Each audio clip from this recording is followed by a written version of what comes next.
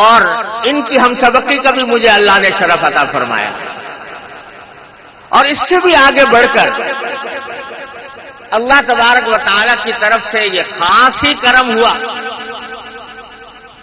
کہ اسی 2 مہینے کے دوران ہمارے شرع جامی اور شرع تہذیب کے استاد چھٹی پر چلے گئے اور ہمارا وہ گھنٹہ خالی ہو گیا.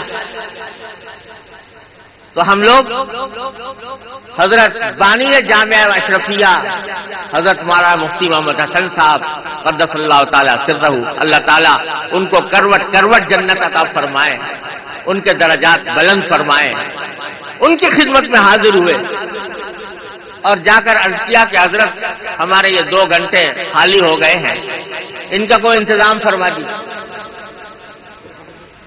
تو حضرت کی شفقت دیکھیے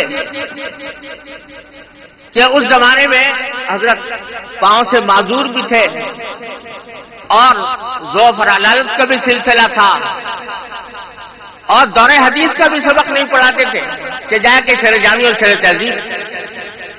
لیکن حضرت نے فرمایا کچھ گھبرانے کی بات نہیں، میں تمہیں پڑھاؤں گا.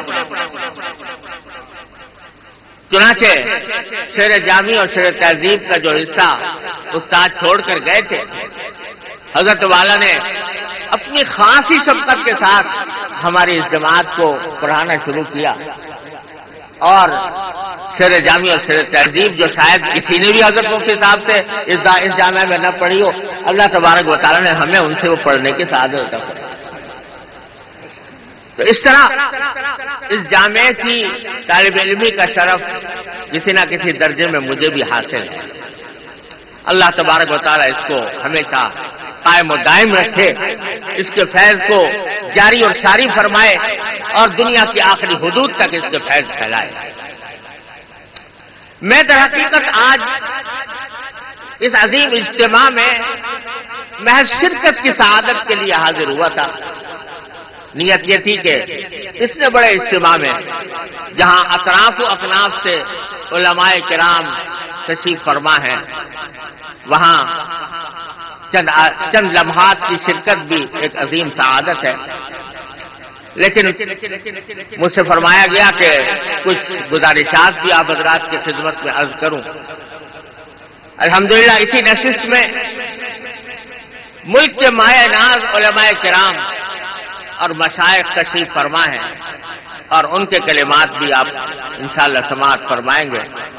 لہذا میں بہت زیادہ دیر تک ان کے اور آپ کے درمیان حائل رہنا نہیں چاہتا، لیکن صرف ایک بات عرض کر کے رخصت ہونا چاہتا ہوں.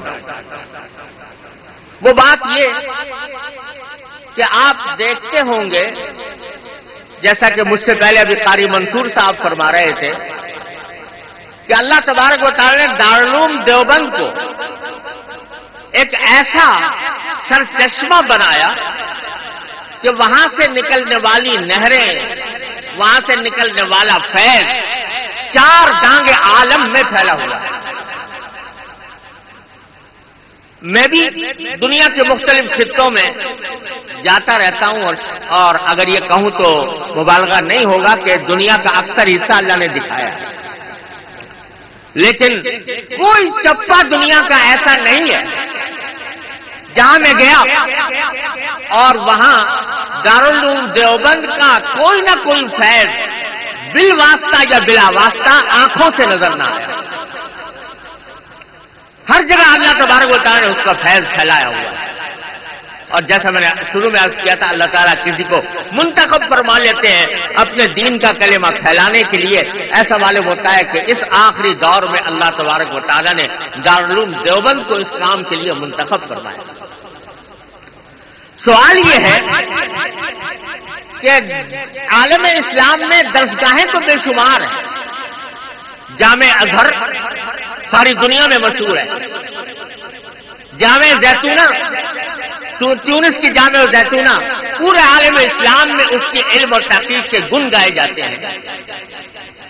لیکن اگر خدمات کے لحاظ سے اور فائدے کے لحاظ سے دیکھا جائے تو دارالعلوم دیوبند سے جتنا فیض اللہ تبارک و تعالیٰ نے اس دور کے اندر پہنچایا، وہ نہ جامع ازہر سے اس درجے کا فیض نظر آتا ہے، نہ جامع زیتونہ سے اس درجے کا نظر آتا ہے۔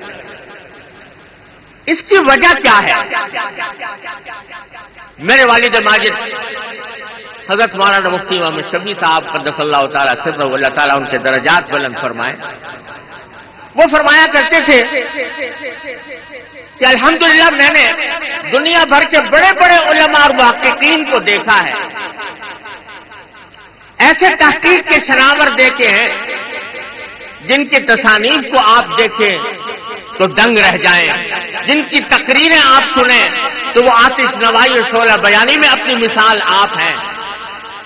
لیکن جو البیلا لفظ، یہی لفظ والد صاحب استعمال فرمایا کرتے تھے کہ جو البیلا رنگ اپنے بزرگوں کا دیکھا وہ ساری دنیا میں کہیں نظر نہیں۔ اور یہ شعر پڑھا کرتے تھے کہ تولائے مردان ای پاک بوم برنگیختم خاطرت شام روم۔